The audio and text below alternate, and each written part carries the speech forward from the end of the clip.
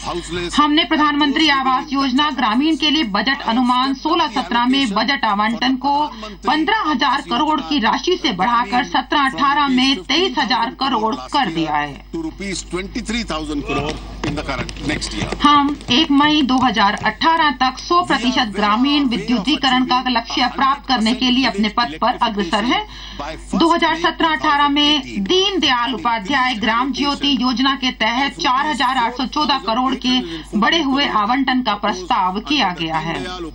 ग्राम ज्योति योजना मैंने बजट अनुमान 2016-17 में ग्रामीण क्षेत्रों में कौशल विकास और आजीविका के अवसरों को बढ़ावा देने के लिए दीनदयाल अंत्योदय योजना और राष्ट्रीय ग्रामीण आजीविका मिशन के लिए बजट आवंटन 17-18 में 4,500 करोड़ करने का प्रस्ताव किया है। प्रधानमंत्री रोजगार सृजन कार्यक्रम और क्रेडिट सहायता योजनाओं के लिए आवंटन 3 गुना से भी अधिक बढ़ा दिया गया है। सुरक्षित स्वच्छता और खुले में शौच करने का अंत करने को बढ़ावा देने के लिए स्वच्छ भारत मिशन ने जबरदस्त प्रगति की है। ग्रामीण भारत में स्वच्छता का दायरा अक्टूबर 2014 में 42% से बढ़कर 60% हो गया है। ये लगभग 60% है अब खुले में शौच करने से मुक्त गांवों को पाइप युक्त जल आपूर्ति के लिए प्राथमिकता दी जा रही है।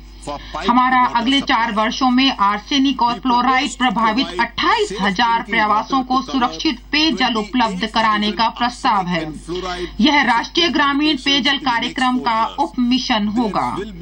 ग्रामीण क्षेत्रों में लोगों को नए कौशल उपलब्ध कराने के लिए 2017-18 तक कम से कम 20,000 व्यक्तियों को तत्काल प्रशिक्षण के लक्ष्य के साथ 2022 तक 5 लाख व्यक्तियों को राजगिरी प्रशिक्षण प्रदान किया जाएगा। पंचायती राज संस्थाओं के पास विकास कार्यक्रमों को कार्यान्वित करने के लिए अभी भी मानव संसाधनों की कमी है। इस प्रयोजन हेतु 2017-18 के दौरान एक कार्यक्रम परिणामों के लिए मानव संसाधन सुधार प्रारंभ किया जाएगा। सरकार ग्रामीण और ग्रामीण क्षेत्रों के लोगों के जीवन और पर्यावरण में सुधार लाने के लिए उनसे घनिष्ठ योजना के साथ कार्य करती रहेगी। यह हमारी सरकार के लिए समझौता न करने वाला कार्यक्रम है। 2017-18 में ग्रामीण कृषि और संबद्ध क्षेत्रों के लिए कुल आवंटन 1,87,223 करोड़ है, जो पिछले वर्ष की तुलना में 24% अधिक है। यह 24% अधिक है पिछले वर्ष की तुलना में। युवा, अब मैं युवा साथियों के लिए अपने प्रस्तावों की बात करता हूँ। गुणवत्ता परक शिक्षा हमारे युवा साथियों को स्फूर्ति प्रदान करेगी। स्वामी विवेकानंद जी के शब्दों में, जो शिक्षा आम लोगों को जीवन हेतु संघर्ष करने के लिए उन्हें सुसज्जित करने में सहायक नहीं होती, तो वह शिक्षा कैसी सार्थक। हमने अपने विद्यालयों में वार्षिक ज्ञान परिणाम मापने की प्रणाली शुरू करने का प्रस्ताव किया है। स्थानीय नवोन्मेषी अंश के जरिए सृजनशीलता को बढ़ावा देने के लिए विज्ञान की शिक्षा और पाठ्यक्रम में लचीलेपन पर बल दिया जाएगा।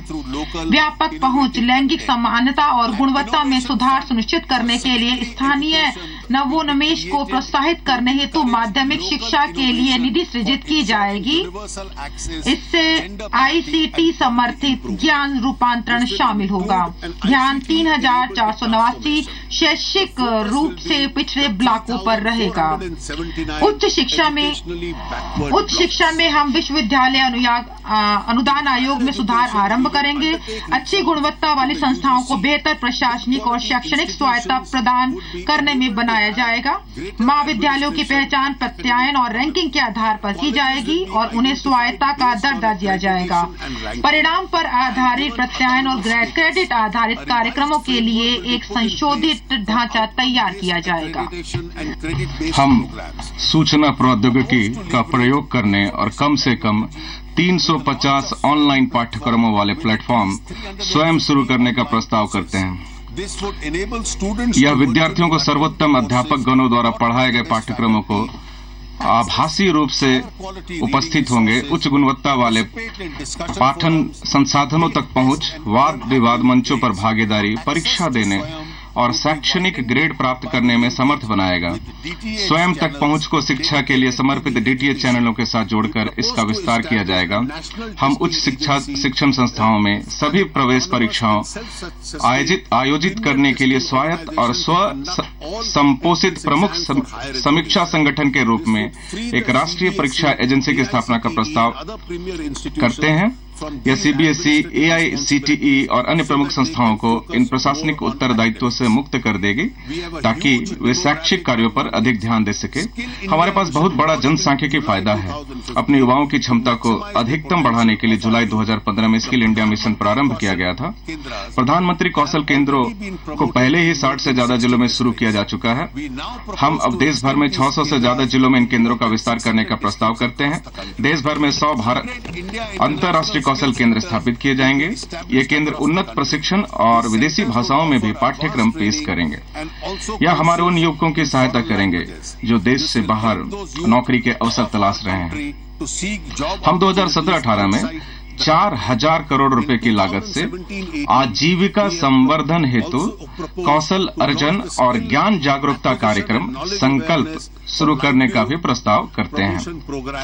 संकल्प 3.5 करोड़ युवाओं को बाजार संगत प्रशिक्षण प्रदान करेगा।